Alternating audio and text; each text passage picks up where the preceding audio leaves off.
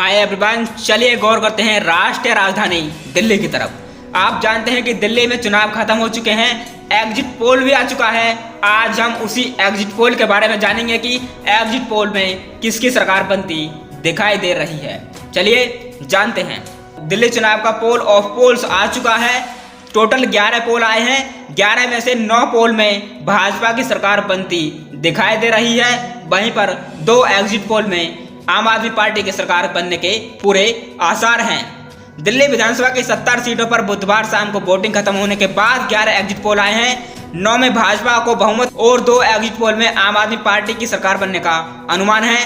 Pole of poles में भाजपा को 39, आम आदमी पार्टी को 30 और कांग्रेस को 1 सीट मिलती दिख रही है। जेवीसी और पोल डायरी के एग्जिट पोल में अन्य को भी 1-1 सीट मिलने के आसार हैं। अगर भाजपा को बहुत मिलता है तो वो 27 साल बाद सत्ता में लौटेगी। इससे पहले 1993 में 49 सीटें जीती और 5 साल में 3 सीएम बनाए। मदन लाल खुराना, साहिब सिंह वर्मा और सुषमा स्वराज तीनों नेताओं के बेटे बेटी दिल्ली की राजनीति में सक्रिय हैं। खुराना के बेटे हरीश खुराना मोती नगर से, साहिब सिंह वर्मा के बेटे प्रवेश वर्मा नई दिल्ली से चुनाव लड़ रहे हैं। वहीं पर बांसुरी स्वराज नई दिल्ली से सांसद हैं। दिल्ली विधानसभा की 70 सीटों पर बुधवार को 60.44% वोटिंग हुई है। नतीजे 8 फरवरी को घोषित होंगे। सरकार बनने के लिए 36 सीटों की जरूरत है। चलिए देखते हैं कि दिल्ली विधानसभा चुनाव 2025 के एग्जिट पोल में किसकी सरकार बनती दिख रही है। बात करें एग्जिट पोल की तो भाजपा को 39 सीट मिलने का अनुमान है। वहीं पर आम आदमी पार्टी को 30 सीटें मिलने का अनुमान है और कांग्रेस को 0 से 1 सीट मिल सकती है। चलिए अब जानते हैं कि एग्जिट पोल पर 3 बड़े बयान क्या हैं। बीजेपी सांसद मनोज तिवारी ने कहा, मैंने अभी जो एग्जिट पोल देखे हैं मुझे लगता है कि हमारा रिजल्ट एग्जिट पोल से बेहतर होने जा रहा है। लोगों के बीच जो प्रतिक्रिया हमने देखी है उससे भाजपा सत्ता में आ रही है। यह भाजपा के घर की वापसी है। वहीं पर आम आदमी पार्टी के नेता सुशील गुप्ता ने कहा, ये हमारा चौथा चुनाव है और हर बार एग्जिट पोल में आम आदमी की सरकार बनते हुए नहीं दिखाई गई। अरविंद केजरीवाल ने नई दिल्ली के लोगों के लिए काम किया है। 8 फरवरी को नतीजे आम आदमी पार्टी के पक्ष में आएंगे। अब देखते हैं कि 2020 के दिल्ली विधानसभा चुनाव में क्या एग्जिट पोल रहा था। आम आदमी पार्टी को विधानसभा चुनाव 2020 में 62 सीटें मिली थी। भाजपा को 8 सीट मिली थी। कांग्रेस को 1 भी सीट नहीं मिली थी। बात अगर विधानसभा चुनाव 2015 की करें तो इसमें आम आदमी पार्टी को 67 सीटें मिली थी। बीजेपी को 3 सीटें मिली थी और कांग्रेस को 1 भी सीट नहीं मिली थी।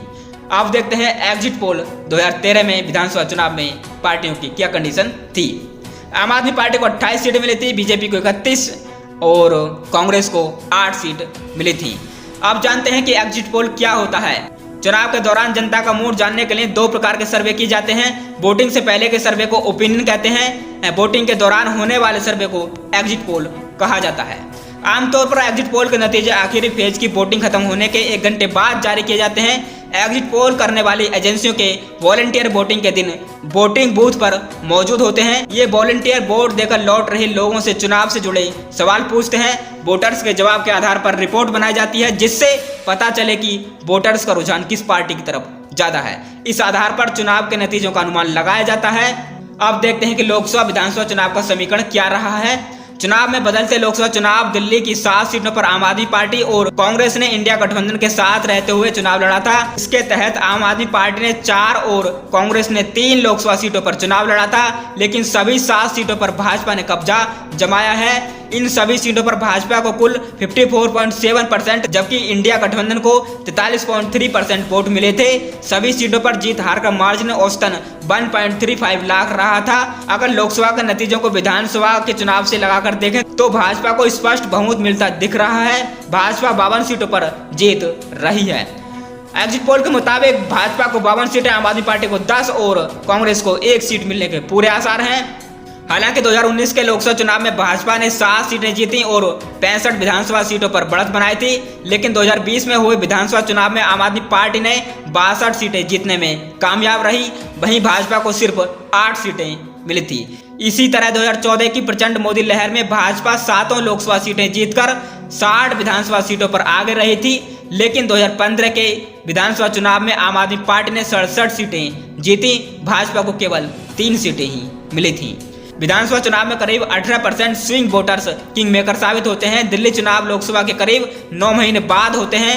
इतने कम वक्त में ही दिल्ली ट्रेडिंग में बड़ा बदलाव देखने को मिलता है। पिछले 3 विधानसभा और लोकसभा चुनावों का विश्लेषण करें तो स्विंग वोटर्स ही दिल्ली की सत्ता तय करते हैं।